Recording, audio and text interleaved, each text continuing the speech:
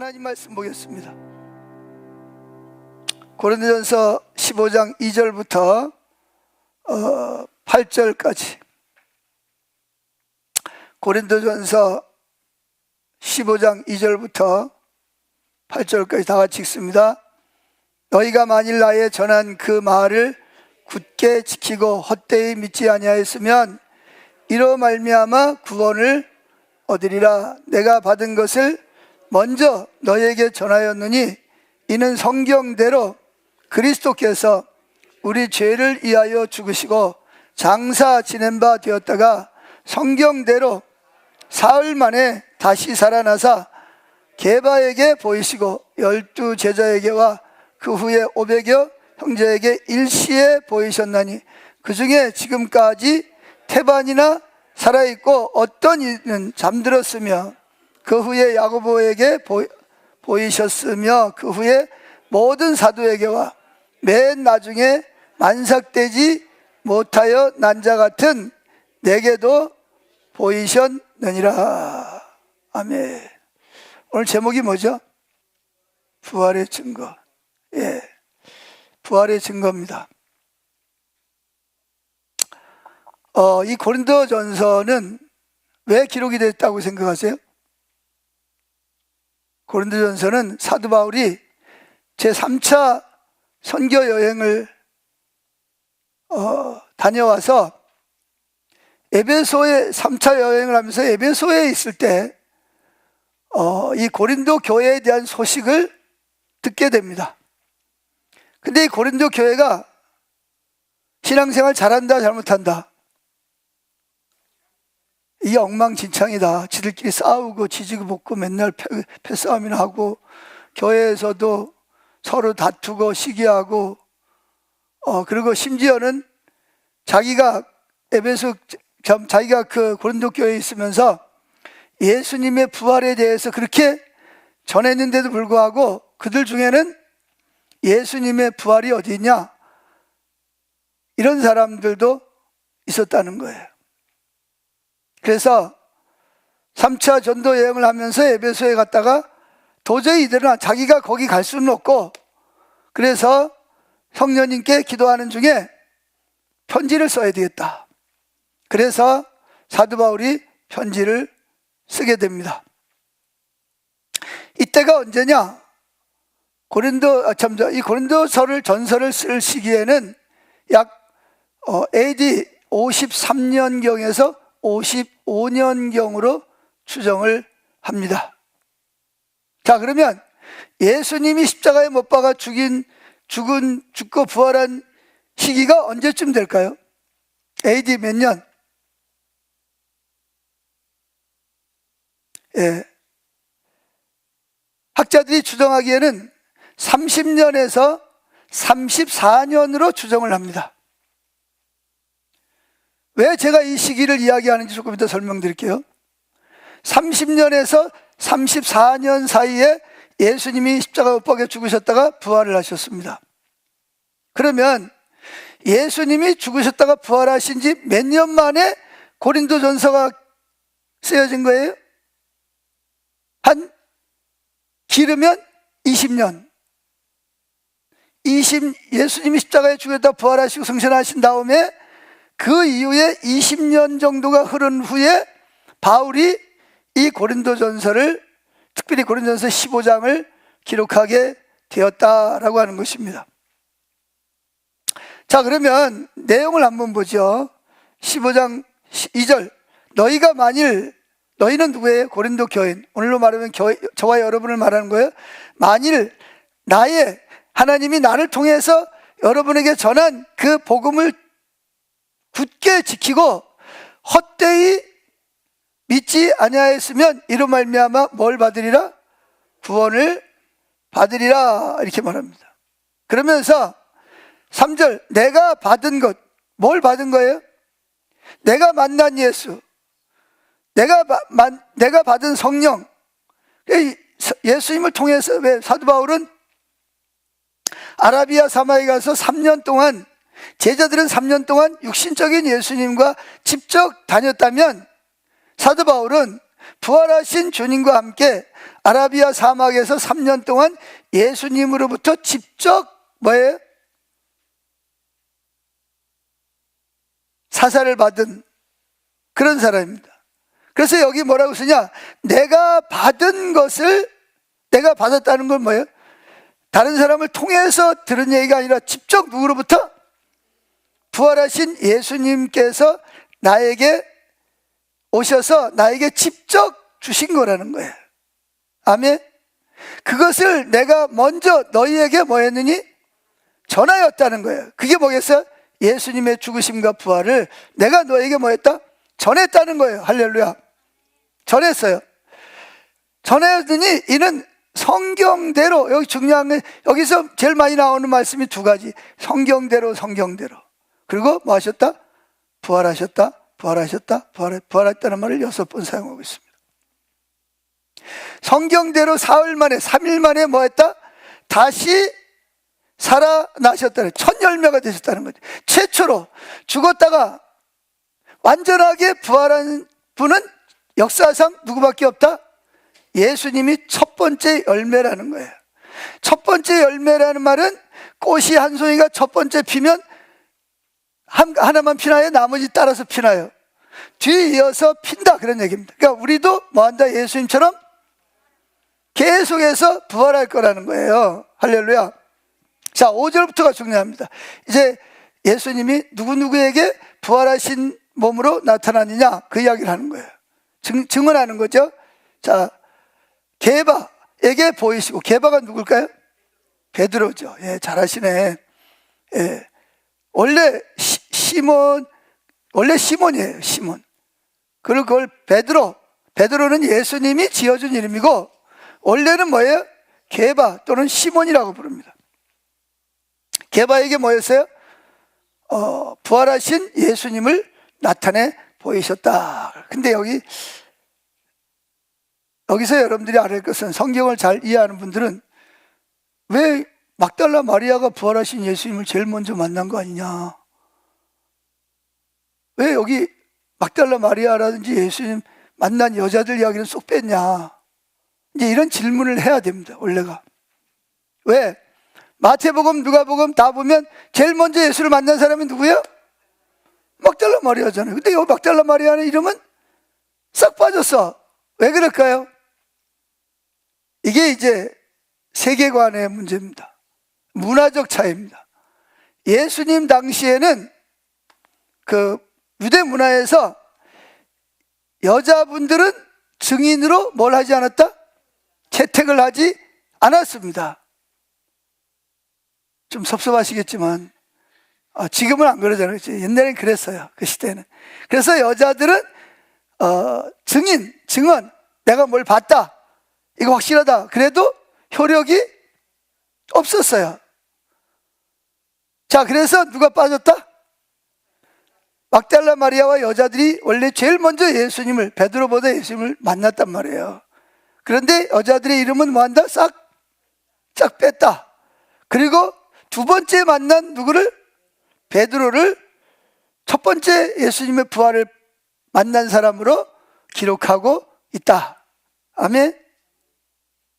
기분 나빠하지 마시고, 제가 그런 건 아닙니다. 두 번째, 12 제자에게와, 그 중에 한 명은 뭐였어요? 예수님 팔아먹고 자살했죠.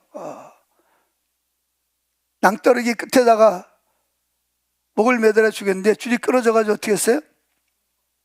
곤두박질 쳐가지고 뾰족한 창자에다가 떨어져가지고 창자가 다 흘러나와서 결국은 참 안타까운, 누구처럼? 한쪽 강도처럼 뭐 했으면, 회개했으면 좋았을 텐데 너무 죄책감이 아마 컸던 것 같아요. 그래서 그 후에 12 제자에게 보이시고, 그 다음에 세 번째 6절, 그 후에 500여 명의 형제, 여기도 여자는 있어요, 없어요? 여기 틀로신 누구 있었을 거다? 여기서 근데 누구 싹 빼고 여기서 숫자에 싹 빼고 누구만? 남자만 몇 명? 그럼 몇 명이나 될 것 같아요? 지금 여기에도 남자가 많아요, 여자가 많아요? 여자가 많잖아요. 그때도 아마 여자가 더 많았을 것 같아. 그럼 몇 명이나 될 것 같아요? 한 1,500명? 하여튼 사람들이 일시에 뭐 했다? 예수님의 부활하신 모습을 경험했다는 거예요. 그게 어디냐? 감람산에서 예수님께서 이제 부활하신 지 며칠 만에? 40일 만에 이제 구름을 타고 성령의 능력으로 올라가시다가 올라가세요 구름 타고서 하면서 어디로 갔어요? 하나님 보좌 우편으로 올라가셨습니다. 그때 거기에서 일시적으로 본 사람이 남자만 몇 명? 500. 그럼 여자들까지 어린이까지 다 하면 하여튼 적어도 1,500명 이상은 되지 않았겠는가. 그 사람들이 뭐 했다? 그냥 들은 게 아니에요. 자기 눈으로 직접 보고 그 예수님의 음성을 듣고 만지고 경험한 사람들이, 여기 성경의 남자만 20세 이상 된 남자만 몇 명? 500명이라는 거예요. 자, 그리고 근데 중요한 것은 그 중에서 몇 명은 태반은 뭐하고? 그러니까 1,500명 중에, 예를 들어 1,500명이라, 그 중에서 태반은 뭐하고 지금도 살아있고, 어떤 이는 잠들었다. 이거 왜 이걸 강조하는 거죠, 바울이? 이 고린도 교인들 중에 뭐 하는 사람이 있어요? 예수님의 부활을 말도 안 되는 소리다. 어떻게 죽은 사람이 어떻게 다시 살아나냐? 죽은 사람이 어떻게 살아나서 우리를 구원하냐? 여러분 아세요? 이 고린도 교회는요, 부활은 안 믿지만 교회 예배는 드리고 헌금도 하고 봉사도 하고 그렇게 살았어요. 신앙생활 했다고요. 근데 부활 신앙이 없는 사람들은 뭐밖에 없어요? 이 세상이 전부야. 그러니까 이 세상에서 뭐 해야 돼요? 어떻게든 높아지고 인정받고 사랑받고 부자 되고 잘 돼야 돼. 왜? 이 세상이 전부니까. 그러니까 이런 사람들이 교회에 있으면 인본주의적인 방법으로 뭘 하려고 그러고, 기복주의 신앙, 거짓된 율법주의적인 사고에 쩌들어가지고, 참 잘 따라가는 사람도 뒤에서 갈구리 가지고 땡기고 자꾸 교회에서 문제 일으키고 그런단 말이에요. 그러고 싶어서 그러는 게 아니라 속에 뭐가 없으니까, 부활신앙이 없으니까. 이 세상이 전부인데 나 여기 땅에 잘 살아야 돼, 나 인정받아야 돼, 높아져야 돼, 잘 돼야 돼. 왜? 죽으면 뭐하니까? 죽으면 끝이니까. 이런 사람들이 고린도 교회에 실제로 있어서 고린도 교회를 혼란스럽게 만들었단 말이에요. 그러니까 사도 바울이 그 중에서 몇 명은, 예를 들어 1,500명이다 그러면 절반은 뭐하다 지금도? 왜 살아있다고 말하는지 아세요? 예수님 십자가에 죽였다가 부활하신 지가 33년, 이 사도 바울이 이 고린도서를 쓴 지가 몇 년? 20년 후에 썼단 말이에요. 그러니까 20년 후에 죽은 사람도 개중에 있지만 대부분이 지금 뭐하고 있다? 예수님을 직접 부활한 걸 만난 사람들이 지금도 눈이 벌겋게 살아있다는 거예요. 내가 만약에 거짓말을 했다면 그 사람들이 다 거짓말이다 이럴 거 아니겠냐는 거예요. 아멘? 자, 그리고 또 누구에게 나타났다? 500명에게 일시에 보이고, 또 뭐예요? 7절, 그 후에 야고보에게 보이고. 야고보는 또 누구죠? 야고보는 예수님의 젖동생임. 젖동생이라는 말은 예수님은 아버지 없이 마리아의 몸을 빌어 태어났지만 젖동생 예수님의 어머니 마리아의 젖을 먹고 자란 누구예요? 형제가 5이 있었어요. 그 누구의 아들이에요? 요셉의 아들이란 말이에요. 그런데 이 형제들은 예수님이 부활을 보기 전에는 예수님을 하나님의 아들로 믿었어요? 안 믿었어요? 안 믿었어요. 저 이해가 돼. 안 믿었을 것 같아, 저라도. 아니, 같이 일어나면 두고 밥 먹고, 같이 제기 차고, 같이 깡통 돌리고 놀고, 같이 학교 다니고. 그때 어느 날 이 사람이 뭐다? 하나님의 아들이다. 그런데 이게 잘 믿어지겠어요, 이게? 그래, 안 믿었어요. 그랬는데 예수님이 십자가에 죽으셨잖아요. 얼마나 분노가 일어났겠어요. 내 형이 죽었는데, 죄도 없이 죽었는데, 그리고 부활했어요. 죽은 줄 끝난 줄 알았어요. 그때 부활해가지고 야고보에게 나타난 거야. 그래서 야고보는 그때부터 뭐 했다? 야고보의 별명이 뭐냐? 야고보서를 쓴 사람입니다. 예수님의 제자들 중에도 야고보가 둘이 있어요. 이름이 흔하지, 그죠? 영식이. 그러면 뭐 초등학교 교과서에도 영식아 이렇게. 이게 저만 영식이가 아니야. 영식이가 많아. 그렇듯이 이 야고보는 흔한 이름이에요. 그래서 예수님 제자 중에도 야고보가 둘이지, 그 다음에 예수님의 젖동생도 야고보예요. 근데 그가 부활하신 예수를 만난 거예요. 안 믿었어요.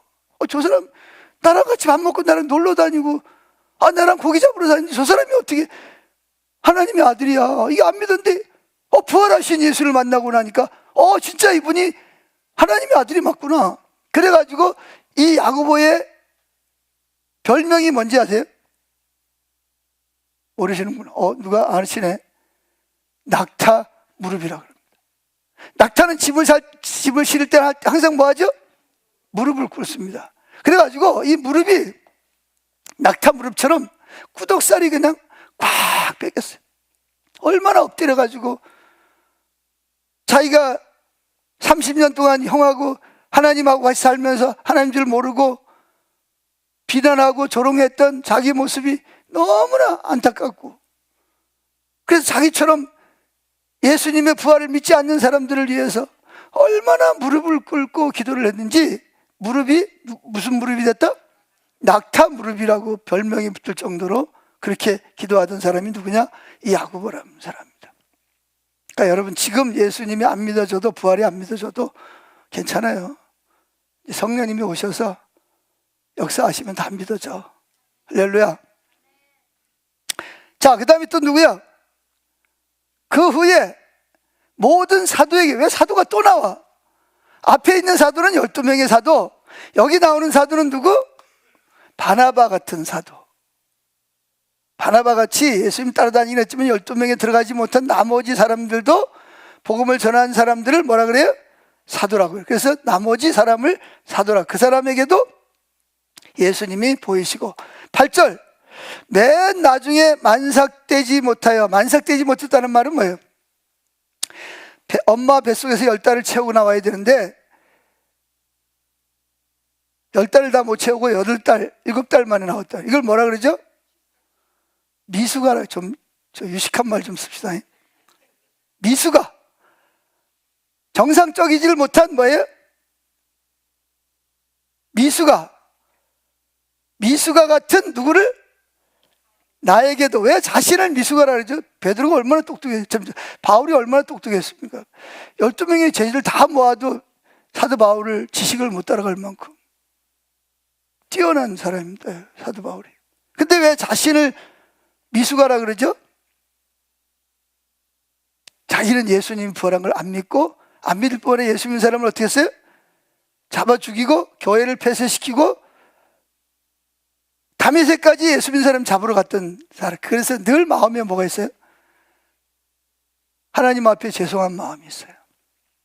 그래서 자기를 뭐라 그러냐? 달을 채우지 못하고 태어난 미수가 같은 나에게도 주님이 뭐 하셨다? 부활하신 주님이 나타나셨다는 거예요. 자, 왜 이렇게 사도 바울이 지금 이야기를 하는 거죠? 부활을 안 믿어지는 사람들에게 내가 그 주님을 직접 뭐 했다? 만나고 부활한 사람들이 이렇게 많고 지금도 살아있는 사람들이 이렇게 많은데 내가 거짓말 하겠냐 이야기요. 할렐루야. 자, 첫째, 부활의 증인입니다. 자, 우리는 예수님이 죽으셨다가 살아난 것을 확실하게 믿을 수 있어야 부활의 신앙을 가질 수 있습니다. 부활의 증인으로 살 수 있습니다. 여러분, 예수님의 부활을 확실하게 믿을 경우에 믿음의 생활을 온전히 할 수 있고 좌로 우로 치우치지 않을 수 있어요. 이 부활이 안 믿어지면요, 그때 따라서 환경에 따라서 이래 갔다 저리 갔다가 그럽니다. 시계불알처럼. 아니, 시계, 뭐라 그래야지? 시계추처럼. 네, 죄송합니다. 우리 집사람이 고급 언어를 쓰라 그랬는데. 시계가 일로 갔다 저리로 갔다. 그래서 그렇듯이 이게 환경이 좋으면 할렐루야 그랬다가 환경이 나쁘면 놀렐루야 그러면 안 된다는 거죠. 부활신앙은 사람은 환경이 좋아도 할렐루야, 나빠도 할렐루야 이렇게 하는 거예요. 부활신앙이 있냐 없냐가 중요한 거예요. 부활신앙을 가진 사람은요, 아무리 환경이 어렵고 힘들고 정말 포기할 수밖에 없는 상황에서 포기할까요 안 할까요? 안 합니다. 여러분, 좌절할까요 안 할까요? 안 합니다. 설사 약해서 하더라도 오뚜기처럼 또 일어납니다. 또 넘어지면 또 일어납니다. 모르고 하다가 깨닫게 되면 하나님 내가 그래요, 제가 원래 그러잖아요. 그리고 쏙 들어오면 끝나는 거예요. 할렐루야. 그런데 부활신앙이 없는 사람들은 한번 넘어지면 그래, 난 안 돼, 난 끝났어, 내가 뭘 어떻게 더 해, 이러는 사람들은 왜 그러냐? 부활신앙이 없어서 그래요. 아멘. 여러분 다 부활신앙을 갖기를 주의 이름으로 축복합니다. 여러분 보세요, 살아있는 나무를 보세요. 제가 지금 여기서 보니까 밖에 그냥 벚꽃나무 그냥 꽃을 막 꽃망울을 막 피우려고 그냥 근데 저 나무들이 겨울에는 어땠어요? 죽은 것 같았어. 이파리 다 떨어지고 꽃잎도 없고 그냥 겉으로 볼 때는 다 죽었어. 그런데 봄이 되니까 어떻게 돼요? 얼은 땅이 녹고 그러면서 물을 빨아당겨서 다시 파릇파릇한 꽃잎을 내고 푸른 잎을 내고 열매를 내고 할렐루야. 그래서 시큼하고 달콤하고 맛있는 과일을 우리에게 주는 것 같이 우리 신앙도 마찬가지. 살아있는 나무는 자랍니다. 그렇듯이 부활의 신앙을 가진 사람은 계속해서 뭐 하겠어요? 힘들고 어렵고 포기할 수밖에 없는 상황의 가운데서도 예수님이 그 나의 죄를 위해서 그 고난을 이기고 사망을 이기고 죽음을 이기고 부활하셨단 말이에요. 그 부활의 신앙이 있는 사람은 누르고 밟고 때려도 결국은 일어나게 돼 있어요. 왜? 속에 뭐가 있기 때문에? 부활하신 예수님의 영이 내 속에 생명으로 살아있기 때문에 그렇습니다. 아멘. 우리가 연약해서 실수할 수도 있어요. 넘어질 수도 있어요. 그러나 그 생명은 여러분들을 묻으면서 사망을 이기고 일으키듯이 하나님의 영인 성령이 여러분을 다시 일으키실 줄로 믿습니다. 그래서 어디까지? 포기하지 않고 소망을 가지고 살아가게 하시고 결국은 어디까지? 새하늘과 새 땅까지 여러분들을 견인해 가시는 줄로 믿습니다. 아멘. 그래서 이 부활의 신앙을 가진 사람은 밝은 소망을 가지고 살아갑니다. 살아가는 게 너무 힘들어, 고달파, 괴로워. 그럴지라도 밝은 미래에 대한 꿈을 버리지 않고 예수님이 누구도 이겨내지 못한 죄와 죽음의 세력을 이기고 부활 승리를 하셨듯이 그분이 내 안에 계셔서 아무리 힘들어도 절망하거나 포기하지 않고 승리하게 하시는 줄로 믿습니다. 그분은 내가 아니라 누가? 내 안에 계신 성령님이 하시는 거예요. 아멘. 여러분 그렇습니다. 이 부활하신 예수를 믿는 부활신앙을 가진 사람들은 어떤 악조건 속에서도 절대로 굴복하지 않고 기어코 승리하는 인생을 살아갑니다. 왜냐? 하나님은 부활신앙을 가진 사람들을 그냥 내버려 두지 않습니다. 모든 방법을 다 동원해서 여러분을 도와주시고 이기게 하시고 일어나게 하시고 승리하게 하신 거예요. 누가? 부활하신 그분의 영이 저와 여러분을 도우시는 거예요. 할렐루야.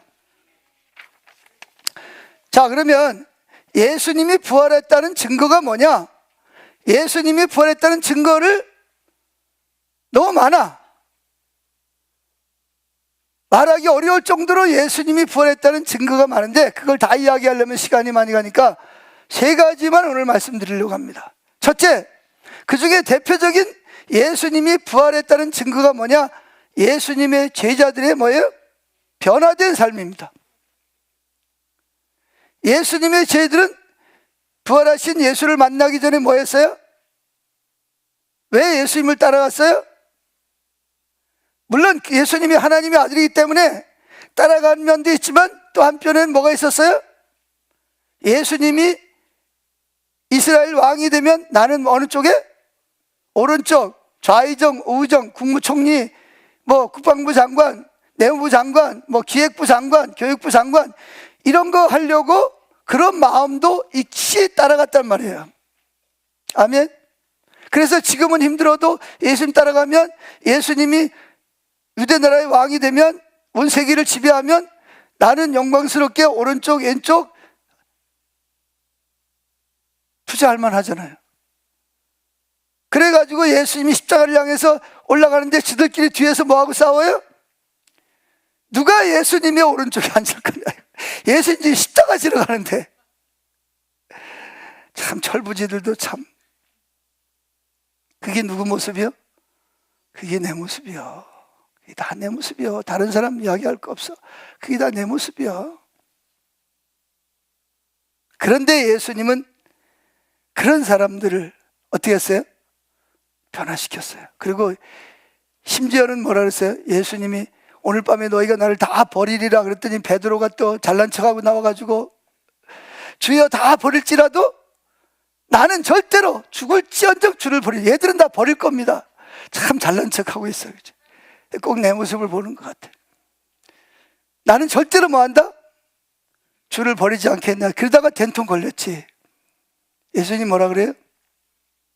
야 베드로야, 오늘 밤에 내가 나를 모른다고 3번 부인할 건데 네가 3번 부인하면 뭐가 올 거다? 신호로 닭이 울 거야. 그랬더니 베드로가 막 뿔이 나가지고 막 주여 나를 그렇게밖에 안 봅니까? 막 그러면서 뭐 우리는 자기를 몰라. 자기가 대단한 사람인 줄 알아. 우리가 대단한 건 내가 대단한 게 아니고 누가 대단한 거예요? 주님이 대단한 거지. 할렐루야. 자, 그런데 아니나 다를까 예수님 붙잡혀서 그랬더니 기도하다가 다 예수님 붙잡히니까 다 어떻게 했어요? 우린 절대로 주를 버리지 않겠나. 베드로부터 제자들과 예수님 따라갔던 사람이 다 도망가 버렸어요. 혼자 남았어요.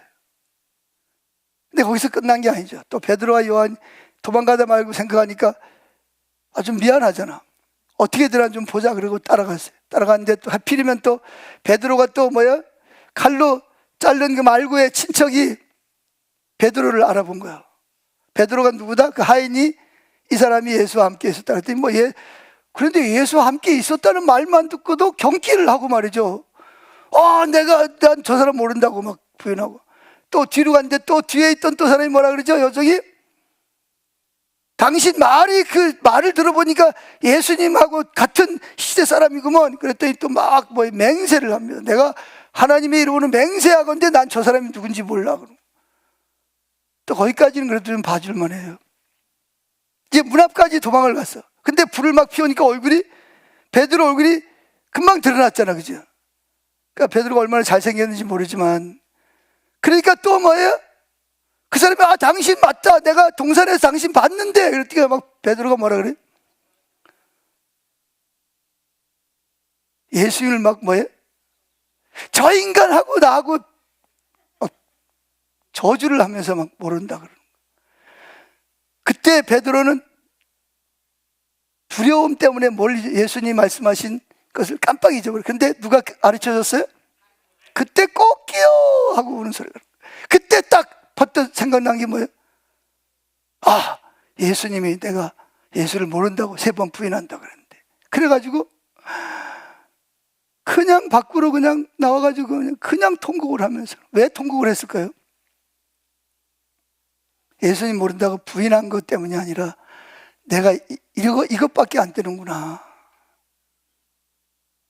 내가 큰 소리 치고 잘난 체 했는데, 난 정말 안 그럴 줄 알았는데 내가 이거밖에 안 되는구나. 통곡을 하면서 옵니다. 그 여파가, 그래서 베드로가 제일 듣기 싫은 소리가 무슨 소리였겠어요?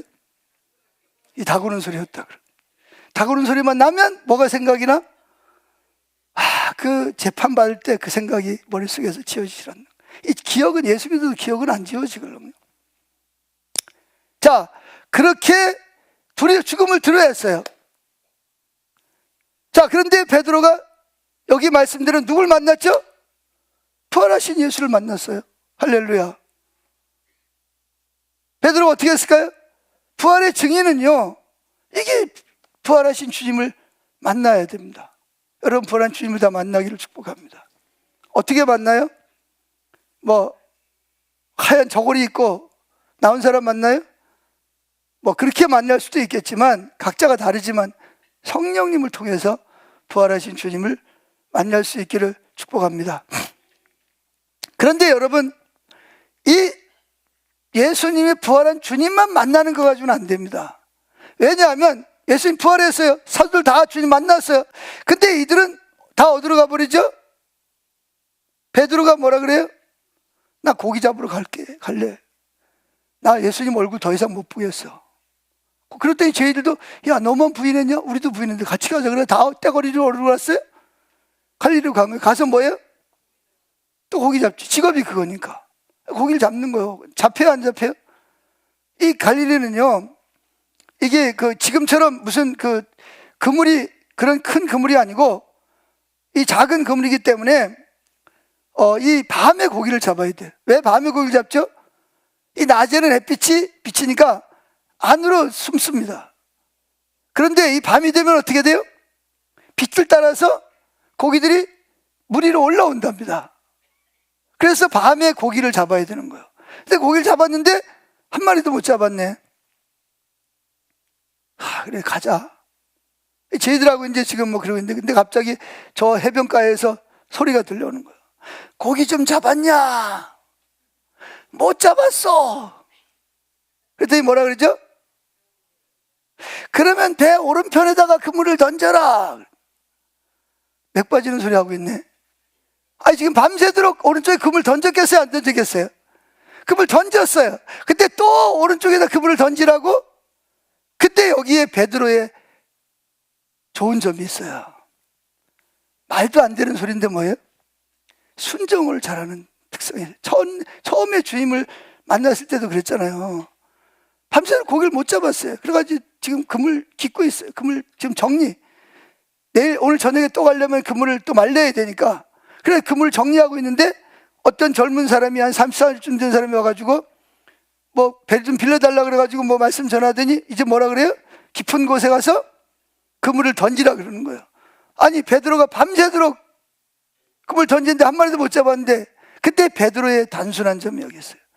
이해가 되든 안 되든 주님 말씀이 그러면 뭐예요? 순종하는 사람. 이게 순종하는 사람이 수지를 만든 거야. 우리가 주님을 왜 경험하지 못하느냐? 순종을 안 하니까 경험을 못하. 따져, 뭐 이거 이래 조건을 걸고, 뭐 이게 이해가 되는 거야? 합리적이야? 계산에 맞아? 안 맞아? 이런 사람들은 순종을 못해요. 자기가 누구보다 똑똑해? 자기를 지으신, 우주를 창조하신 하나님보다 더 똑똑해. 교만해. 지금 하나님이 말씀하시는데, 근데 베드로는 단순한 점이 있어요. 내가 뭐에 의지해서? 말씀에 의지해. 내가 밤새도록 고기를 한 마리도, 여러분이 베드로 입장이라면 어떻게 했을 것 같아요? 순종했겠어요? 이 말도 안 되는 소리예요. 이건 과학적으로 아니라 합리적으로 이건 말이 안 돼. 벌써 해가 떠가 중천에 떴어. 낮에는 고기를 못 잡아. 이건 과학적으로 전혀 맞지 않는 거야. 그런데 뭐에 의지해서? 말씀에 의지해서 그물을 내리다 그러고, 배를 막 안드레하고 막 배를 막 넣어 적어가지고 그물을 던졌습니다. 근데 이게 웬일입니까? 그물이 막 찢어지도록 고기가 잡힌 거예요. 할렐루야. 이 순종을 해야 하나님을 경험합니다. 우리가 왜 하나님을 경험하지 못하냐? 이게 하나님 뜻인 줄 알아. 근데 뭐예요? 내가 보기에 합리적이질 않아. 과학적이질 않아.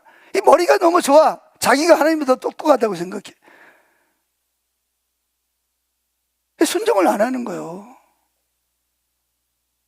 그러니까 하나님이 복을 주시려고 가지고 왔다가도 도로 줄 수가 없어. 걷어갈 수밖에 없어요. 근데 베드로 같은 경우는 단순합니다. 밤새도록 고기를 못 잡고 오른쪽에 몇 번, 수십 번 던졌는데 한 마리도 못 잡았는데 또 오른쪽에 던지라는 거예요. 그때 베드로는요, 그냥 뭐예요? 그물을 던집니다. 설마 잡혔으면 좋지만 아니래도 할 수 없지 뭐. 아마 하여튼 뭐 어떤 생각인데 던졌는데 딱 당기는데 뭐예요? 벌써 이게 뭐가 묵직하고 뭐가 고기들이 막 안에서 막 날을 치는 거예요. 와, 이거 막 신났다 그러면 던지니까 몇 마리? 153마리가 고기가 그물이. 근데 특징한 것은 그물이 뭐 하지 않았다? 찢어지지 않았다는 거예요.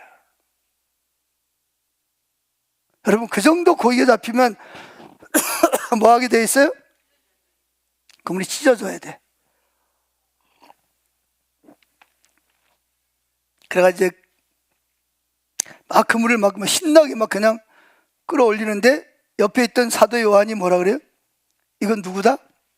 이건 예수님이시다. 그러니까 주시다. 그러니까 베드로가 주시다라는 말 속에 들리자마자 자기도 모르게 고기고 뭐고 그냥 겉옷을 그냥, 그래도 예의는 갖춰야 되니까 겉옷을 둘러매고 그냥 바다에 풍성 빠져가지고 그냥 막 뭐예요? 여러분, 갈릴리 가면요 굉장히 이게 넓습니다. 이게 깊고. 근데 거기 뭐예요? 그냥 막 첨벙첨벙하고 그냥 막 오직 머릿속에 누구밖에 없어? 예수님을 밖에 없는 거예요. 고기고 뭐고 다 잊어버린 거예요. 막. 이게 베드로예요. 달려갑니다. 달려갔더니 예수님이 뭐하고 있어요? 모닥불을 피워놓고, 왜 추우니까 베드로가 물속에 빠졌을 거고 밤새도록 고기 잡은 사람 얼마나 지쳤겠어요. 그러니까 모닥불을 피워놓고 떡을 구워놓고 제들을 위해서 준비하고 계시는 거예요. 항상 이게 예수님의 모습이에요. 할렐루야. 그래서 이제 고기를 끌어당겨가지고 생선도 가져와라. 그래가지고 뭐 하죠? 생선도 구워서 다 나눠 먹는 거예요. 예수님도 드시고 그들도 드시고. 할렐루야. 그때 예수님이 뭐라 그러죠? 베드로야, 내가 나를 사랑하느냐? 내가 주를 사랑하는 줄 주께서 3번씩이나 그래요. 그때 예수님이 뭐라 그러죠? 내 양을 먹이라, 내 양을 치라, 이렇게 말씀하시는 거예요. 왜 그랬을까요? 3번 모른다고 부인했으니까 3번 내가 주를 사랑하나이다라는 말을 통해서 상처를 뭐 하려고? 치유하시려고 하는 거예요, 여러분. 할렐루야. 자, 그렇게 해서 예수님을 믿었는데, 근데 이거 가지고 온전한 부활의 증인이 된 건 아니었어요. 그럼 두 번째 뭐가 있어야 되냐? 성령을 받아야 됩니다. 아멘. 성령을, 부활의 증인이 되는 건 성령을 받아야 돼요. 자, 예수님이 2000년 전에 죽으셨다가 부활했다는 것만으로는 부활의 증인이 될 수가 없어요. 뭐 부활절날 카드 보내주고 계란 나눠주고 뭐 그것만으로 부활의 증인이 될 수는 없어요. 그 부활하신 예수님이 성령을 통해서 어디 와 계셔야 된다? 내 안에 들어와서 나에게 부활하신 예수님을 증거해 줘야 됩니다. 아멘. 예수님이 승천하시기 전에 뭐라 그랬죠? 내가 이제 하늘 올라가는데 나 대신 성령을 보내줄 거니까 예루살렘 떠나지 말고 뭐 해라? 기다려라, 그런 거예요. 그러고 나서 예수님은 하늘로 올라가세요 성령을 따라서 올라갔습니다. 그때 제자들은 뭐 했어요? 이제 마가의 다락방에 들어가서, 그래도 아직 뭐예요? 두려워서, 유대인들과 로마 백성 두려워가지고 문을 안으로 걸어 잠궈 놓고 지금 뭐 하고 있어요? 기도하고 있습니다. 우리가 성령을 받으려면요, 성령님은 어떤 곳에 가시냐? 갈망하고 사모하는 자에게 가십니다. 아멘. 오시든지 말든지 뭐 상관도 없는 사람에게는 예수님 인격을 가지고 있습니다. 예수님 상처받는 거 아세요?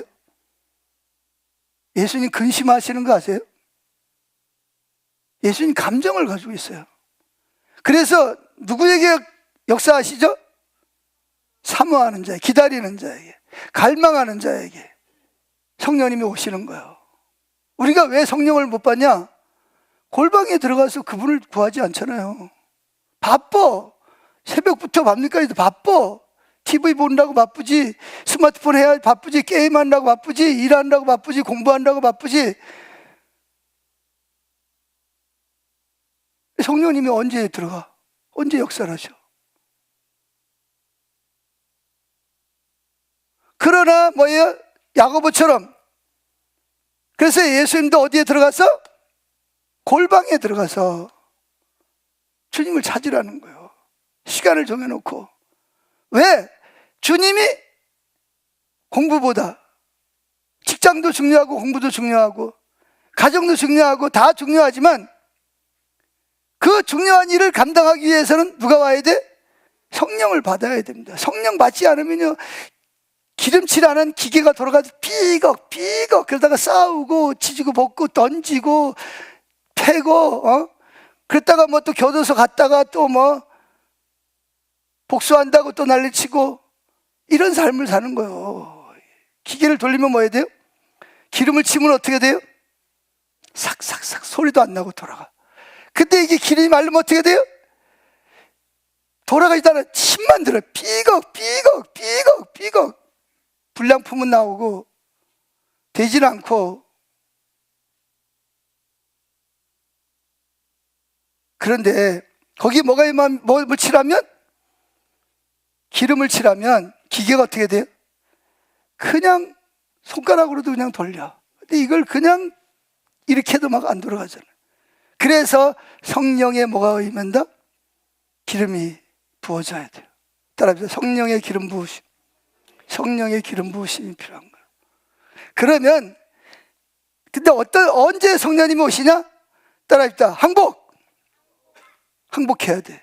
나를 비워야 돼. 내 생각, 내 고집, 내 경험, 내 변명, 이걸 뭐에 다 비우고 성령님을 구할 때 성령님은 언제 들어오시냐?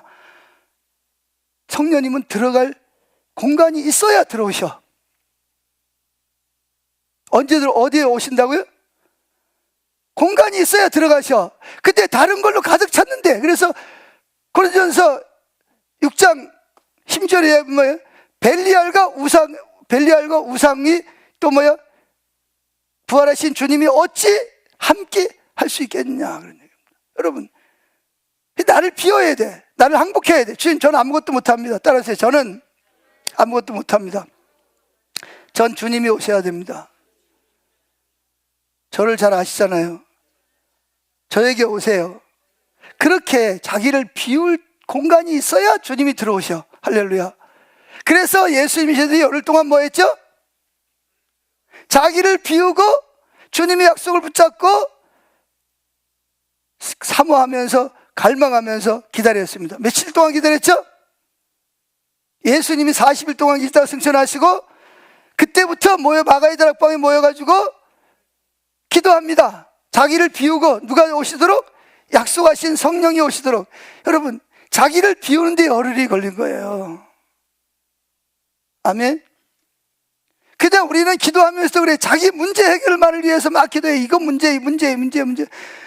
그러지 말고 자기를 다 비우세요.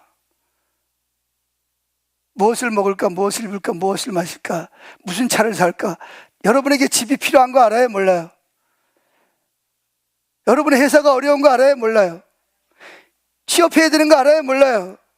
자녀들이 문제 있는 거 알아요? 몰라요? 그럼 여러분들이 어떻게 할 거예요, 그러면?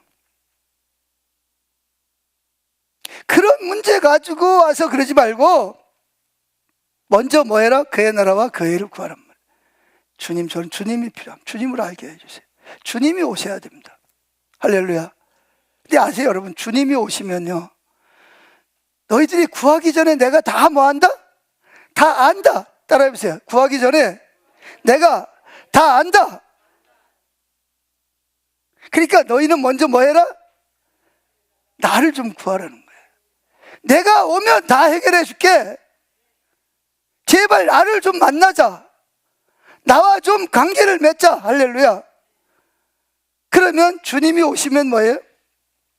여러분들이 수년 동안 해도 안 되는 문제가 주님이 오시면 순식간에 해결이 되는 거예요. 여러분이 수천 명의 지혜를 짜도 안 되는 거예요. 하나님이 성령께서 한 가지 지혜만 주시면 깨끗이 해결되는 거예요. 할렐루야. 그런 사람들이 자기를 비우고 하나님께 항복하고 성령님이 그 빈 공간에 들어오시도록 사모합니다. 그리고 주님은 그런 사람에게 뭐 하세요? 오시기를 기뻐하십니다. 할렐루야.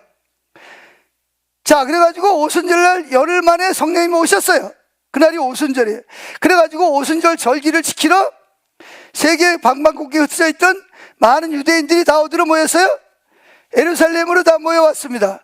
모여와가지고, 그런데 그 안에 성령이 임하기 전에 무서워서 숨어있던 사람들이 성령이 임하니까 막 속에서 막 하늘에서 뭐야? 시뻘건 불덩어리가 바람 소리에 의해 딱 날라오더니 그 불덩어리 하나가 그냥 쫙 찢어져 가지고 여기 있는 여러분에게 다 뭐예요?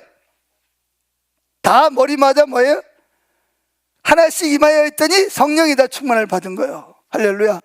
성령이 임하니까 막 속에서 막 그분이 내 마음을 지배하니까 나를 그동안 비웠잖아요. 열흘 동안 죄를 회개하고 손을 깨끗이 하고 자기 생각을 내려놓고 약속하신 성령을 기다렸더니 그 빈자리에 성령이 확 부어진 거예요.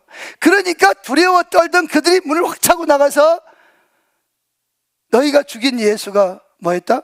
부활하셨다. 하나님 막 찬양하고 막 기쁨이 넘치고 막 방언을 하고 뭐 그냥 난리가 난 거예요. 막 여러분 생각을 해보세요. 120명이 한꺼번에 나가가지고 막 소리를 지르고 그래 보세요. 그럼 예루살렘에 왔던 수많은 사람들이 다 15국에서 개국에서 왔는데 자기 나라 말로 다 들리는 거예요. 이게 웬일이냐 막 신기해가지고 와서 보니까 막 쟤들이 막 춤을 추고 막 난리가 난 거예요. 야, 이게 도대체 저 사람들 다 갈릴리 사람들 아니냐. 그래가지고 막 어떤 사람들은 막 저것들 아침부터 그때가 9시거든요.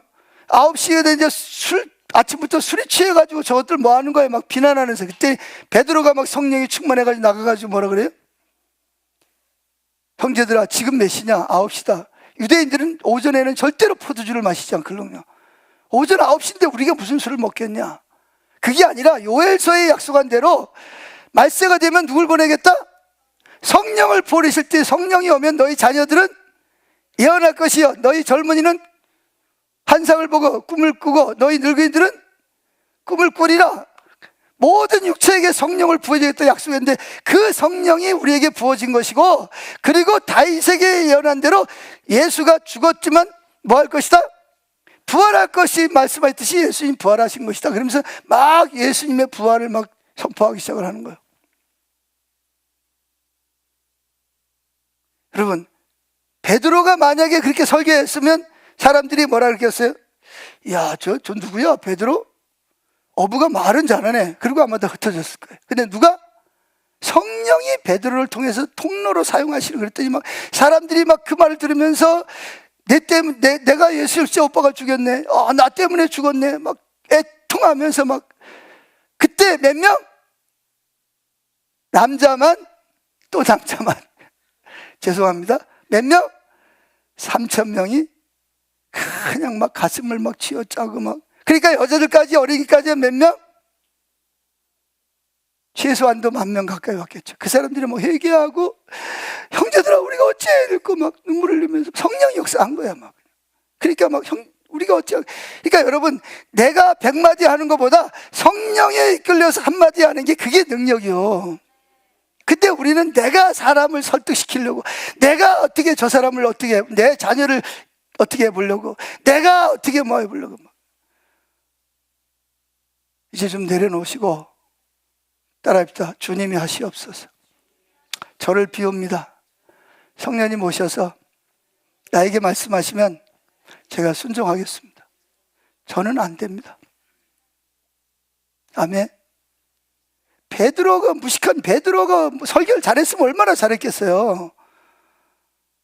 그랬는데 그 애국에 나가 살다 온 수많은 사람들이, 남자만 3,000명이 막 가시를 막 쥐어짜고 막 통곡을 하면서 막 무릎을 꿇고 하나님 앞에, 우리 형제들아 우리가 어찌해야 됩니까? 막 그랬더니 회개하고 예수를 믿으면 뭘 받으리라? 성령을 선물로 받으리라.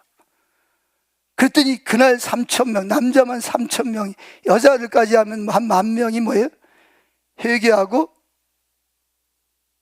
예수를 믿고 성령을 받은 거예요.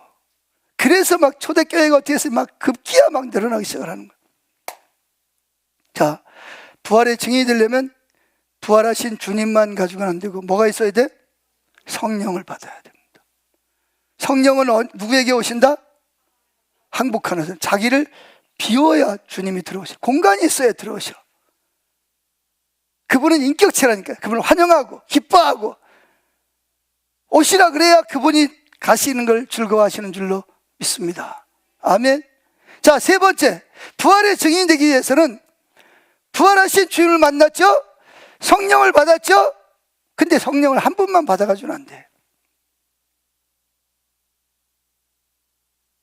성령은 두 가지 역사. 한 번만 받으면 구원이라는 것도 마찬가지잖아요. 한 번만.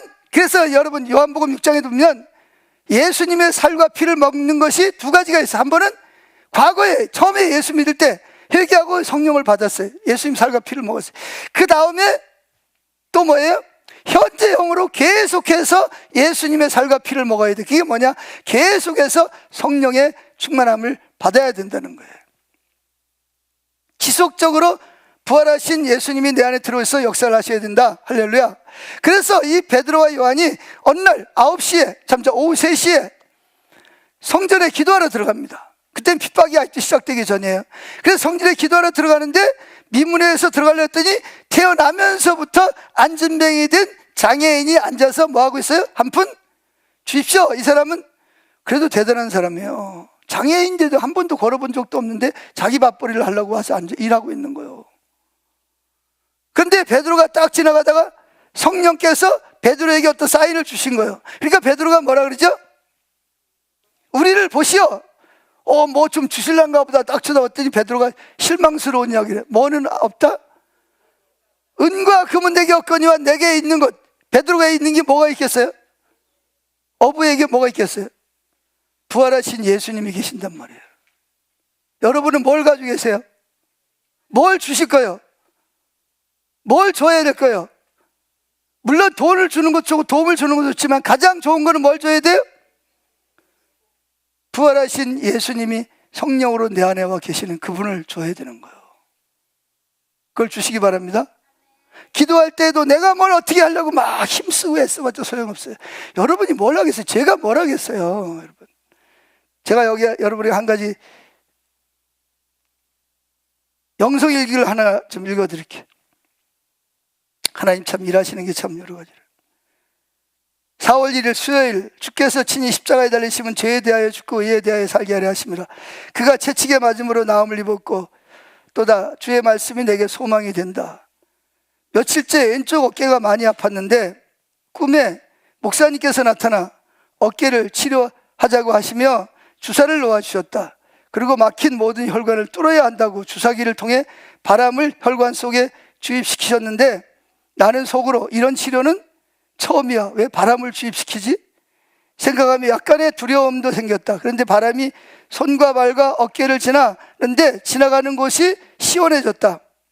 신기해서 남편에게 이야기를 들려주며 왜 바람을?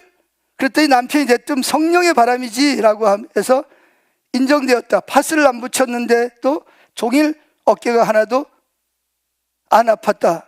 이런 치유는 처음이다. 그가 채찍에 맞음으로 나음을 입었도다. 할렐루야. 이게 영성일기에 올라온 거예요.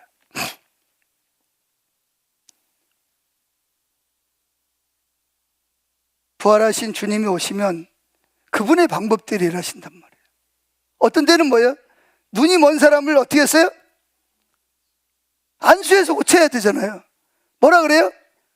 저 실로암 모세가 씻어라. 거 가서 씻고 어떻게 했어요? 눈이 떠졌어. 또 어떤 소경은 또 어떻게 해요? 뱉어가지고 또 막 치는 걸 이겨가지고 또 이러면. 그래, 실로암 모세가 또 어떤 사람은 뭐예요?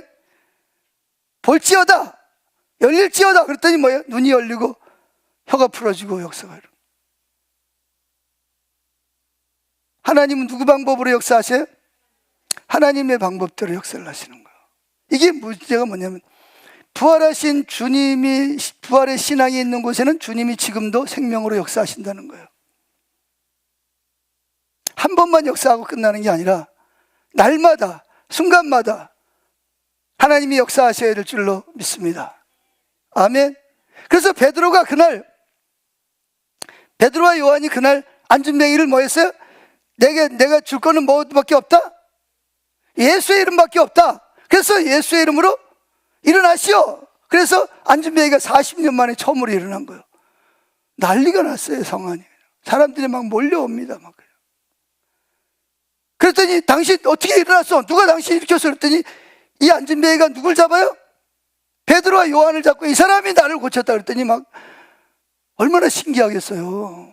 그 맨날 수십 년 동안 여기 앉아 구걸하던 사람이 두 발로 막 일어나서 막 뛰기도 하고 막 춤을 추기도 하고 성전에 들어가기도 하고, 그러니까 막 솔로몬 행각에 많은 사람들이 다 막 몰린 거, 뭐 꾸역꾸역 막 몰려온 거예요. 예루살렘 성전이 여기 있으면 그 밑에 그 실로암 연못이 있거든요. 그때 막 사람들이 막 그냥 꾸역꾸역 몰려오는 거예요. 그때 베드로가 또 뭐예요? 성령의 인도를 따라서 예수님의 죽었다가 부활할 소식을 전하는 거예요. 그랬더니 그 소식을 듣고 그날 예수 믿은 사람이 몇 명? 남자만 5,000명인 거예요. 누가 하신 거예요? 누가 했어요? 성령, 부활하신 주님이 하신 거예요. 여러분, 우리는 하나님이 나를 통해서 어떤 일이 일어나거나 그러면 누구를 드러내려고 그러죠? 마치 내가 잘해서 그런 것처럼 자기를 드러내려고 그래요. 물론 은사가 주어지면 그 은사를 통해서 그런 일을 하지만, 은사를 통해서는 하나님의 영광을 드러내기 어렵습니다. 친밀함을 통해서 하셔야 됩니다. 성령님이 내가 지금 뭘 하기를 원하시는지, 내가 지금 무슨 기도를 하기를 원하시는지. 기도할 때도 마찬가지예요. 내가 뭘 하려고 막, 어떤 사람 막 환자가 왔는데 막 길에 눌러, 그냥. 그래가 실제로 막 기도받다 막 죽잖아요. 아니, 지금 서 있는 것만 해도 힘들어 죽겠는데 거기다가 막 길에 누르고 또 막, 그거 어쩌자는 거예요. 물론 성령님이 누르라 그러면 눌러야 되겠지만, 내가 하려고 애쓰지 말고, 우리는 뭐에 불과하다? 통로에 불과한 거예요. 할렐루야. 그냥 주님이 하시도록 나를 내어 드리는 거야. 내 안에 계시는 부활하신 주님이 나를 통해서 귀신을 쫓아내도록, 나를 통해서 병을 고치도록 나를 내어 드리는 거예요. 그러면 주님이 뭐 하셔요? 일하시기 시작하는 거예요. 여러분, 베드로 때도 보세요. 베드로가 하도 바빠, 너무 바빠. 막 수많은 사람, 그러니까 베드로가 막 지나가잖아요. 그러면 그림자라도 뭐예요? 환자를 길바닥 옆에다 세워가지고 베드로가 지나가면 뭐라도, 그림자라도 지나가면 뭐가 떠나가? 귀신이 떠나고 병이 낫는 거예요. 이 베드로가 하는 거예요? 아니요, 성령이 베드로를 통해서 하죠. 사도 바울이 앞치마, 천막을 지을 때 앞치마, 가죽 치마를 갖다가 뭐예요? 귀신에게 대면 귀신이 뭐예요? 소리를 지르고 떠나가고, 병든 사람에게 손을 얹으면 병이 낫고. 아니, 앞치마가 무슨 능력이 있어요? 사람들은 그래요. 앞치마가 능력인 줄 알고 또 앞치마를 또 가져가려고 그래요. 여러분, 역사하시는 분은 누구예요? 오직 그분이 하시는 거예요. 우리는 다만 통로에 불과한 거예요. 아멘. 그리고 여러분들이 통로로 쓰임받은 거는 다 하나님 나라의 뭐예요? 또 이 땅에서 상급으로 다 받게 될 줄로 믿습니다. 일하시는 분은 누구다? 성령. 그래서 부활의 신앙을 가진 사람은 한 번만이 아니라 매 순간 부활하신 주님이 우리 속에 들어오셔서 증인됨을 나타내시는 거예요. 그분이 나를 통해서 그분을 나타내시는 거예요. 근데 여기 중요한 거는 내가 죽어야 돼.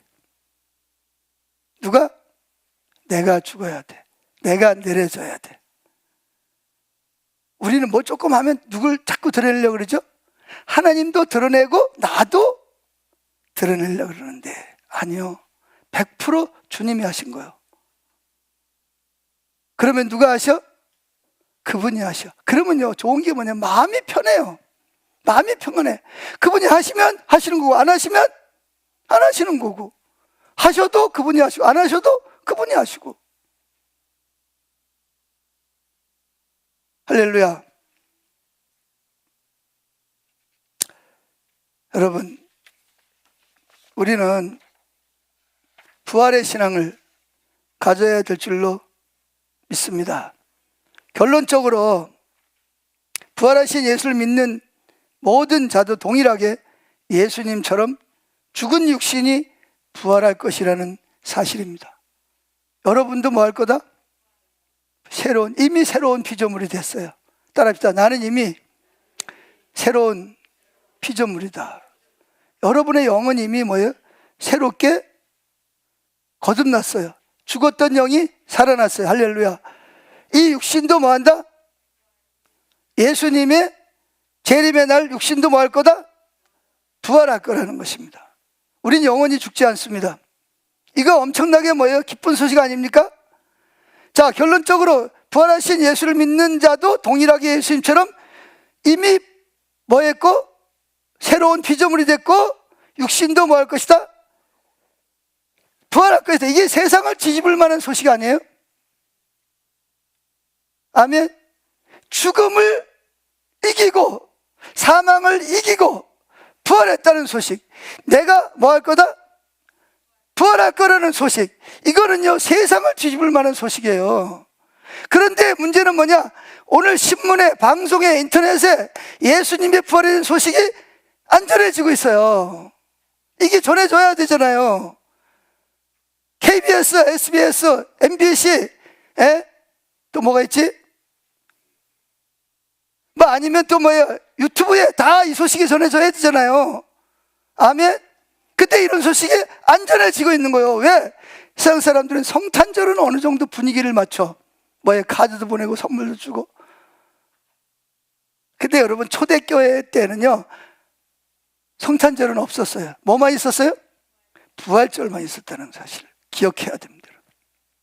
부활절. 근데 오늘날의 부활절은 냉랭합니다. 그저 교회에서도 뭐 고난주간이니까 뭐 좀 그거 하다가 또 뭐 오늘 부활주일이네 헌금 조금 하고 뭐 계란 받고 오늘 지나가면 부활절 지나갔네 뭐 이걸 또 그러다 또 내년 오면 또 고난주간 오면 또 하다가 또 부활절 오면 또 지나가고. 안 믿는 사람들은 그렇다 치고 교회 안에서까지 이건 아니에요. 내가 보기에 이건 진짜 아니에요. 이건 하나님의 부활을 믿는 사람들이 하는 일은 아닌 것 같아. 무시하는 거예요. 거짓말인 줄 알죠. 그저 온 세상이 뒤집어질 만한 이 엄청난 부활의 소식이 전해진 오늘날 교인들끼리 뭐예요? 그저 맛있는 음식 만들어서 계란 나눠 먹는 정도. 안 믿는 사람들은 부활절에 제발 모이지 좀 마라.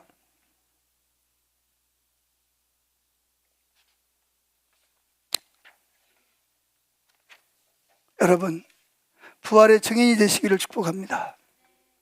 부활의 증인으로 살아가는 사람은 하늘의 소망을 가지고 있기 때문에 아무리 힘들고 어려워도 낙심하지 않고, 더 나아가서는 이 세상이 아무리 풍요롭고 아무리 잘 살아도 여기는 뭐다? 잠깐 지나가는 나그네 인생이다. 여러분, 제가 지난달에도 필리핀 갔다, 이달에도 제가 중국을 갔다 와야 되는데 갈 때 뭐 끌고 가죠? 냉장고고 뭐고 다 짊어지고 갑니까? 그럼 뭐만 가져가요? 옷 몇 벌, 가서 갈아입을 것만 가지고. 왜 그러죠? 나는 거기 잠깐 있다가 내 집은 어디에? 여기 의왕시야. 일로 돌아올 거니까. 그럼 여러분의 집은 어디요? 여러분이 돌아갈 고향은 어디요? 예? 말로만 그러지 말고 진짜 여러분은 천국에 들어갈 소망이 있으세요? 이 세상은 그냥 잠깐 있다 지나가는 나그네 인생이라는 걸 진짜 믿으세요? 예. 진짜 믿으시기를 축복합니다. 그래서 우리는 부활의 신앙을 가지고 모든 일을 누구의 손에 올려드렸어요? 하나님의 손에 올려드렸습니다. 내 생명도, 내 육신도, 내 시간도, 내 재능도, 내가 가지고 있는 집도, 차도, 뭐예요? 내 가정도, 내 회사도 다 누구 거예요? 다 주님 거예요. 주님께 올려드리는 거예요. 주님이 쓰시겠다 그러면 여기 있습니다. 쓰세요. 뭐처럼? 당나귀처럼. 예수님께서 예루살렘에 왕으로 입성하실 때 예수님이 뭐라 그러죠? 가서 한 번도 사람이 타보지 않은 당나귀를 새끼를 끌고 오너라. 그래서 주인이 왜 끌고 갑니까? 그러거든. 주께서 쓰시겠다 하라. 그러면 줄 거다. 그랬어요. 그랬더니 진짜 가서 당나귀가 있어. 주인에게 이 당나귀 사람 탔습니까? 안 탔습니까? 한 번도 안 탔대. 끌어. 그랬더니 주인이 왜 남의 당나귀를 끌러가는 거예요? 당신 도둑놈이요? 그랬더니 아니요. 예수님이 쓰시겠답니다. 가져가세요. 가져가세요. 그래서 예수님 당나귀를 끌고 가지고 옷을 벗어가지고 다니까 예수님이 타고 들어가시는 거예요. 이게 부활신앙이요. 당나귀처럼. 당나귀 내 거요? 주인이 누구요? 주님이 나한테 맡겨주신 거예요. 주님이 쓰시겠다 그러면 뭐예요? 예, 쓰세요. 이게 부활신앙을 가진 사람들의, 하나님 나라의 새하늘과 새 땅을 바라보는 사람들의 신앙입니다. 근데 부활신앙이 아닌 사람들은 이 땅에서 잘 살아야 되니까, 이 세상이 끝이니까, 천국에 있는지 없는지 죽어봐야 알지. 그러니까 움켜쥐면 안 놓는 거예요. 주님이 뭐라 그래도 이거 내 건데 왜 달라고 그래요? 그러나 부활신앙을 가진 사람은 죄 많은 이 세상은 내 집안이네. 뭐라고요? 이 세상은 내가 잠깐 뭐 하다 가는 거예요? 거쳐서 영원한 집은 주님이 지금도 내가 쌓아놓은 재물을 가지고 뭐예요? 하나님 나라에서 나를 위해서 집을 짓고 계십니다. 할렐루야. 여러분은 진짜 부활신앙이 있으세요? 내가 하나님 나라의 어떤 집에 들어갈 것 같아요? 주님 앞에 섰을 때 어떻게 할 것 같으세요? 이걸 늘 바라보고 생각해야 돼요. 할렐루야. 그러지 않으면 안 믿는 사람하고 똑같이 살아가게 돼 있어요. 나도 모르는 사이에. 그래서 사도 바울이 나를 쳐서 복종시켜라. 따라합시다. 나를 쳐서 복종시켜라. 그냥 되지는 않아요. 저도 우리 집사람이 저한테 잔소리하는 게 딱 하나 있어요. 그게 뭐예요? 유튜브 본다고.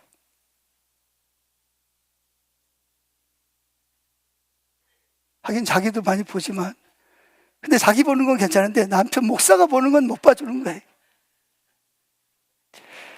저는 봐도 뭐예요? 이렇게 설교라든지 뉴스 같은 거 주로 듣는데, 근데 아내가 한 말이, 누가 한 말이에요? 주님의 말씀이죠. 맞는 말이에요. 맞는 말이에요. 그럼 뭐 해야 돼요? 순종해야지. 근데 그냥 순종이 돼야 안 돼요? 안 돼. 그래서 성경이 뭐래요? 따라합시다. 쳐서 복종시켜라. 안 돼. 보고 싶어. 눈이 자꾸 끌고 가. 그래도 뭐예요? 따라합시다. 안 돼. 복종시켜. 그래야 여러분들이 주님을 따라갈 수 있어요. 가만히 있으면 되는 줄 아세요? 우리는요, 더 유튜브 더 보고 싶고, 더 놀고 싶고, 놀면 뭐예요? 눕자. 이게 우리 육신이 가지고 있는 거예요. 그래서 이걸 뭐 해야 돼? 쳐서 하나님 말씀에 복종을 시켜야 돼. 그냥 강제로. 내 의지를 쳐서 주님 십자가 밑에 들어가야 돼. 아멘. 자, 찬양합니다.